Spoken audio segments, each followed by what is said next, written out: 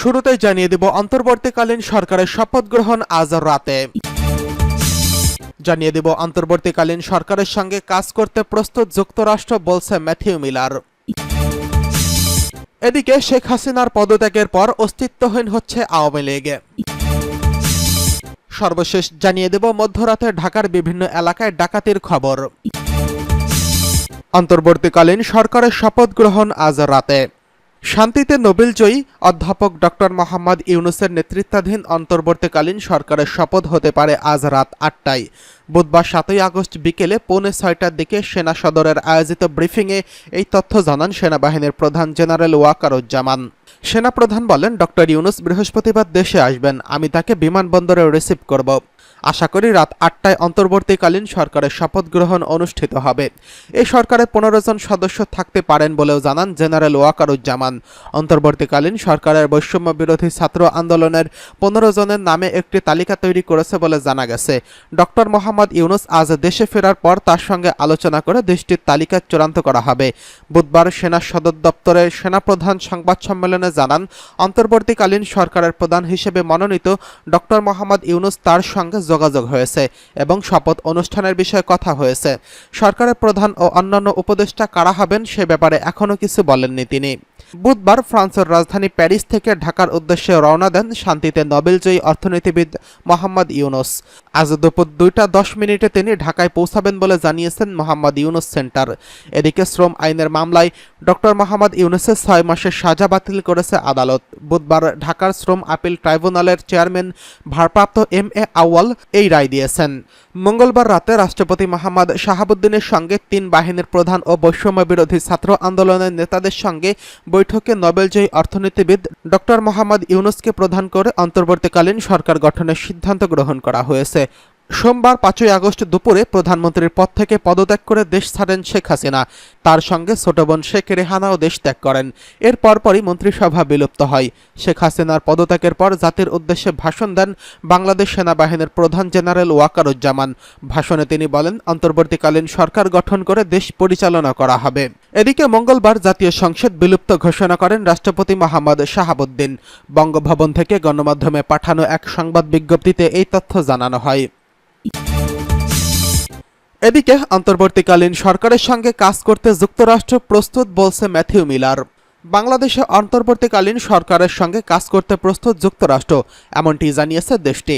এছাড়া বাংলাদেশের চলমান ঘটনাবলীর দিকে ওয়াশিংটন নজর রাখছে বলেও জানিয়েছে যুক্তরাষ্ট্র। বৃহস্পতিবার ৮ই আগস্ট এক প্রতিবেদনে এই তথ্য জানিয়েছে ভারতীয় সংবাদ মাধ্যম এনডিটিভি। স্টেট ডিপার্টমেন্টের মুখপাত্র তার এই দৈনিক সংবাদ সম্মেলনে সাংবাদিকদের বলেন, আমরা বাংলাদেশের চলমান ঘটনাবলীর দিকে নজর রাখছি এবং দেশটিতে অন্তর্বর্তীকালীন সরকারের নেতা হিসেবে মোহাম্মদ ইউনূসকে নিয়োগ করা হয়েছে বলে লক্ষ্য করেছি। বাংলাদেশে দ্রুত অগ্রসরমান ঘটনাবলী নিয়ে প্রশ্নের জবাবে মিলার বলেন, আমরা মনে করি অন্তর্বর্তীকালীন সরকার বাংলাদেশে দীর্ঘমেয়াদী শান্তি ও রাজনৈতিক স্থিতিশীলতা প্রতিষ্ঠায় গুরুত্বপূর্ণ ভূমিকা রাখবে। এদিকে স্টেট ডিপার্টমেন্টের একজন মুখপাত্র পিটিআইকে বলেছেন, অন্তর্বর্তীকালীন সরকার সংক্রান্ত সমস্ত সিদ্ধান্ত গণতান্ত্রিক নীতি, আইনের শাসন এবং বাংলাদেশের জনগণের ইচ্ছাকে সম্মান করা উচিত। নোবেলজয়ী অর্থনীতিবিদ মোহাম্মদ ইউনূস বাংলাদেশের অন্তর্বর্তীকালীন সরকারের নেতৃত্ব দিতে সম্মত হয়েছেন। আমরা অন্তর্বর্তীকালীন সরকারের সাথে কাজ করতে প্রস্তুত, কারণ এই সরকার বাংলাদেশের গণতন্ত্র ও জনগণের ভবিষ্যৎ নির্ধারণ করবে। এনডিটিভি বলেছে, নোবেলজয়ী অর্থনীতিবিদ মোহাম্মদ ইউনূস বৃহস্পতিবার বাংলাদেশের অন্তর্বর্তীকালীন সরকারের প্রধান হিসেবে শপথ নিতে চলেছেন। তিনি সবাইকে শান্ত থাকার এবং আমাদের নতুন বিজয়ের সর্বোত্তম ব্যবহার করতে সকল প্রকার সহিংসতা থেকে বিরত থাকার আবেদন ও আন্তরিকতা জানিয়েছেন। এদিকে শেখ হাসিনার পদত্যাগের পর অস্তিত্বহীন হচ্ছে আওয়ামী লীগ। প্রধানমন্ত্রীর পদ থেকে শেখ হাসিনার পদত্যাগ এবং দেশ ছেড়ে চলে যাওয়ার পর আওয়ামী লীগ অস্তিত্বহীন হয়ে পড়েছে। উপর থেকে নিচ পর্যন্ত সর্বস্তরের নেতাকর্মী চলে গেছেন আত্মগোপনে। আওয়ামী লীগের নেতা, এমপি, সদ্য পদত্যাগী সরকারের মন্ত্রী যারা ছিলেন তাদের কে কোথায় কিভাবে আছেন তা দলের কেউই জানেন না। কারোর সঙ্গে কোনো যোগাযোগ নেই। একজনের খবর আরেকজন জানেন না। কারোর সঙ্গে কারোর যোগাযোগ হলেও তৃতীয় কেউ জানে না।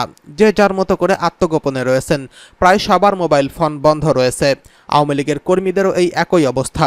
কেউ কারোর খবর দিতে পারছেন না।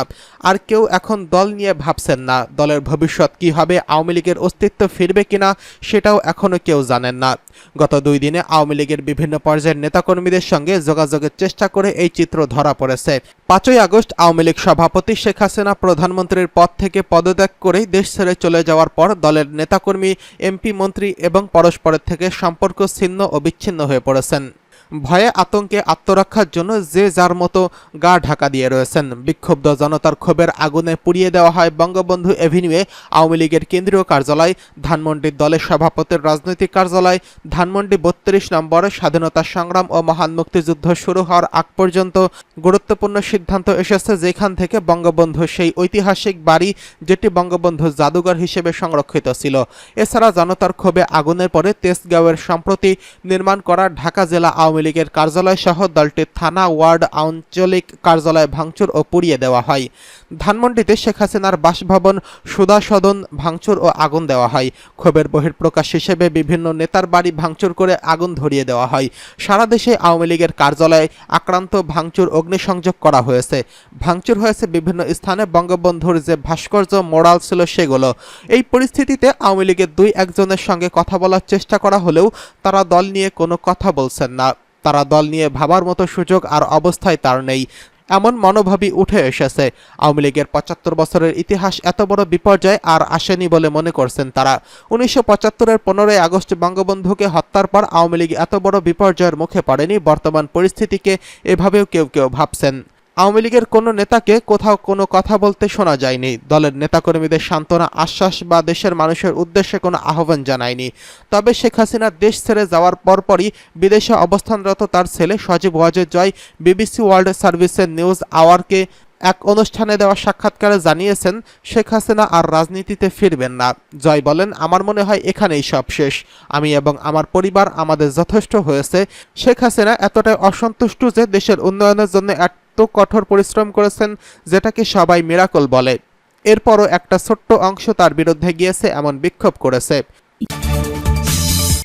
এদিকে মধ্যরাতে ঢাকার বিভিন্ন এলাকায় ডাকাতির খবর। পুলিশের অনুপস্থিতির সুযোগে গত 2 রাত ধরে রাজধানীর বিভিন্ন এলাকায় ডাকাতির খবর পাওয়া যাচ্ছে। ডাকাতির খবরে আতঙ্কগ্রস্ত পুরো রাজধানীবাসী। রাজধানীর বিভিন্ন এলাকায় নিজস্ব টিম গঠন করে পাহারা দিচ্ছেন স্থানীয় বাসিন্দারা। প্রয়োজনে সেনাবাহিনীকে খবর দেওয়া হচ্ছে। বুধবার 7ই আগস্ট দিনগত রাত 12:30 থেকে রাজধানী মোহাম্মদপুরে নবোদয়, হাউজিং, বসিলা, মানিকদি, কাশিলা, হাবিবি ই চত্বর, ধানমন্ডির উত্তরা এলাকায় ডাকাতির খবর পাওয়া যায়। এসব এলাকায় মসজিদে মাইকিং হচ্ছে, সবাইকে সতর্ক করা হচ্ছে। স্থানীয় বাসিন্দারা জানায়, ডাকাত দল এলাকায় প্রবেশ করে ডাকাতি করছিল। এমন সময় সেনাবাহিনীর দেওয়া জরুরি নম্বরে ফোন করলে তারা এসে পুরো এলাকা নিয়ন্ত্রণে নেয়। এরপর বেশ কয়েকজন ডাকাত চক্রের সদস্যকে আটক করে সেনাবাহিনী। এরই মধ্যে বেশ কিছু ডাকাতের ভিডিও সামাজিক যোগাযোগ মাধ্যমে ছড়িয়ে পড়েছে। সেখানে দেখা যায় ডাকাত দলের সদস্যদের বেঁধে ধরে রেখেছেন এলাকাবাসী। ইসিবি চত্বরে 2 জনকে ও মোহাম্মদপুর বসিলায় কয়েকজনকে গণপিটুনি দিয়ে বেঁধে রেখেছে এলাকাবাসী।